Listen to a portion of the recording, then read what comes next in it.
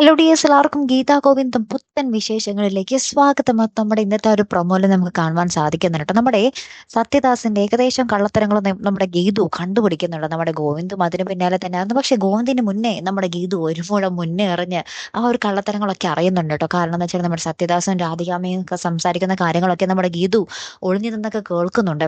പിന്നീട് നമുക്കൊരു അപ്രതീക്ഷിത രംഗം എന്ന് വെച്ചാൽ നമ്മുടെ ഗീതുവിനെ ഒരു പഴയ നമ്മുടെ ഗോവിന്ദ ഒരു പഴയ പാട്ടുപാടി ഇങ്ങനെ കളിപ്പിച്ചുകൊണ്ടൊക്കെ ഇരിക്കുവാട്ടോ. നമ്മുടെ വീട്ടുകാരുടെ മുന്നിൽ വെച്ച്, എല്ലാവരുടെ മുന്നിൽ വെച്ച് ഇങ്ങനെ കളിപ്പിക്കുവാട്ടോ. നമ്മുടെ ഗീതുവിനെ കൊഞ്ചിച്ചും ആ വയറ്റിൽ തലോടിയൊക്കെ ഇങ്ങനെ ഗോവിന്ദ് ഇങ്ങനെ ഗീതുവിന്റെ നോക്കി ആ ഒരു പാട്ട് പാടുക.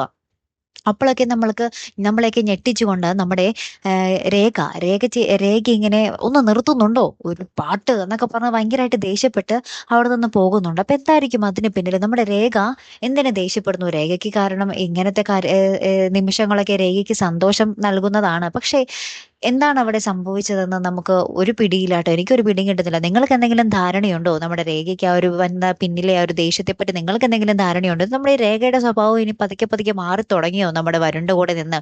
എന്തായിരിക്കും അവിടെ സംഭവിച്ചിട്ടുണ്ടാവുന്നത് അല്ലേ? അപ്പൊ എന്തായാലും നമുക്ക് കാത്തിരുന്ന് തന്നെ കണ്ടേ പറ്റൂ കേട്ടോ. അപ്പൊ എന്തായാലും അടുത്തൊരു വീഡിയോയുമായി വരുന്നത് വരയ്ക്കും ഗുഡ് ബൈ.